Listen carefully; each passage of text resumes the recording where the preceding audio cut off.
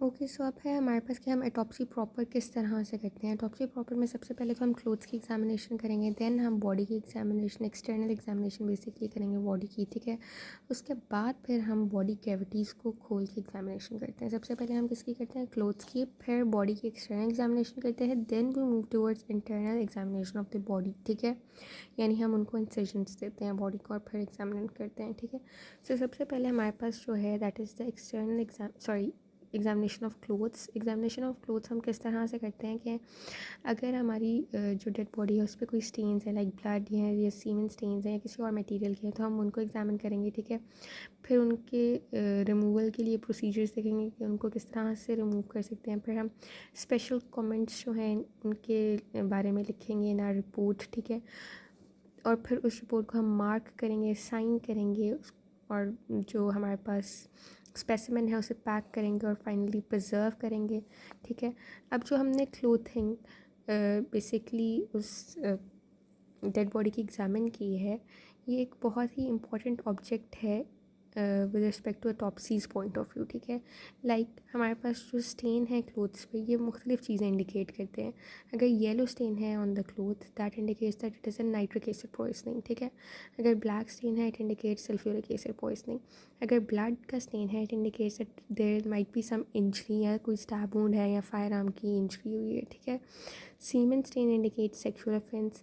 Vomiting का कोई stain है, that indicates that the patient might have died of poisoning या he might have died of any disease, ठीक है। अगर फीकल स्टेन है, अगेन इट इंडिकेट्स पॉइजनिंग या मे बी एस्फिक्सियल डेथ और एनी डिजीज़, ठीक है।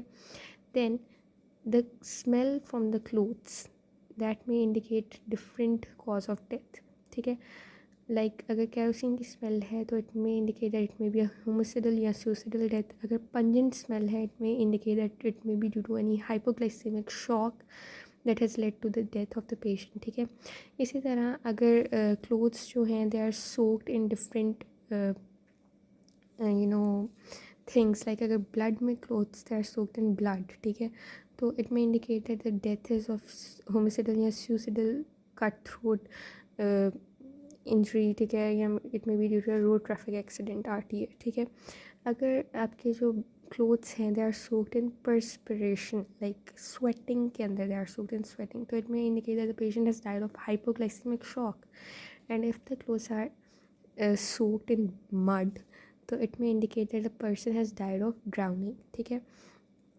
इसी तरह जो फॉरेन पार्टिकल्स हमारे क्लोथ्स यानी पेशेंट के क्लोथ्स पे प्रेजेंट होंगे, they would indicate that if it is dust is the foreign particle, it may indicate that it may be a road traffic accident. अगर grease present है, again it will indicate a road traffic accident.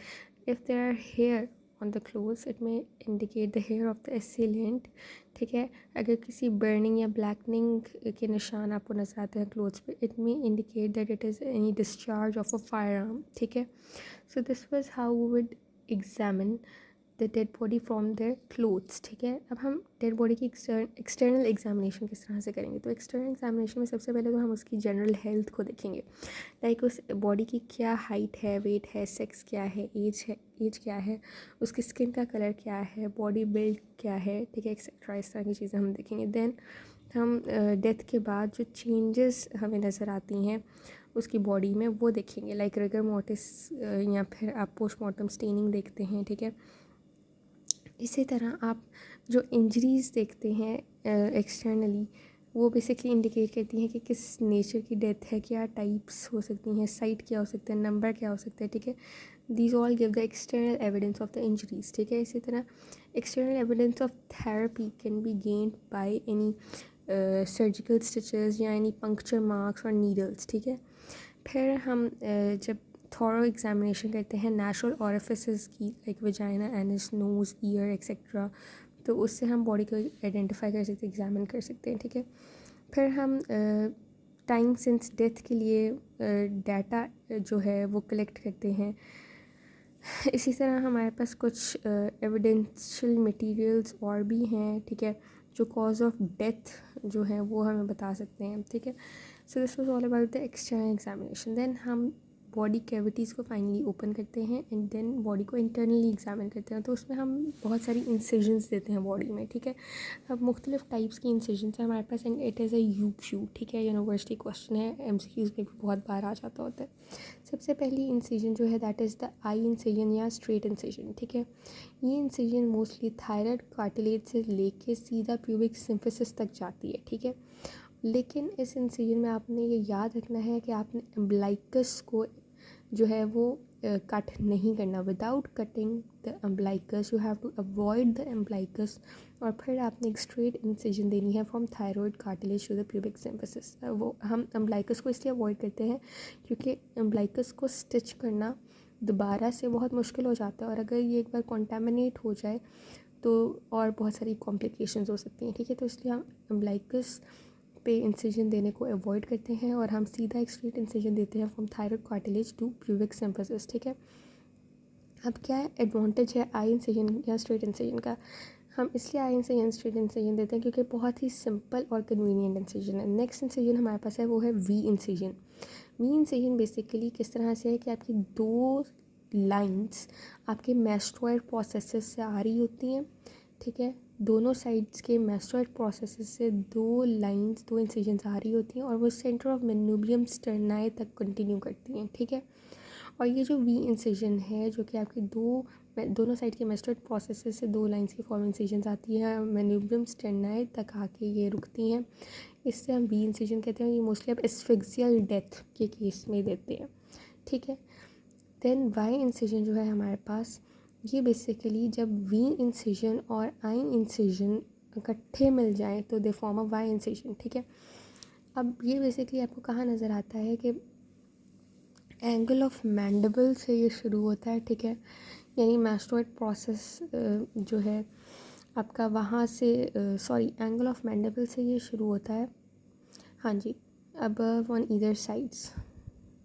either sides from the angle of mandible it commences forwards and downwards। यानी वही mastoid processes से ये आ रही होती है, angle of mandible से भी होती आती है नीचे फॉरवर्ड एंड डाउनवर्ड आती हैं, ठीक है। और फिर ये सुप्रास्टेनल नॉच, जो मैन्यूब्रियम स्टेनाई का सुप्रास्टेनल नॉच है ना, वहाँ पे आके ये रुकती हैं। उसके बाद ये डाउनवर्ड कंटिन्यू करती हैं एज एन आई इंसिजन, यानी थायराइड कार्टिलेज से प्यूबिक सिम्फिसिस तक ये आई इंसिजन के फॉर्म में ये डाउनवर्ड रन करेंगे। So this is Y incision. Y incision is a combination of V incision and I incision, ठीक है।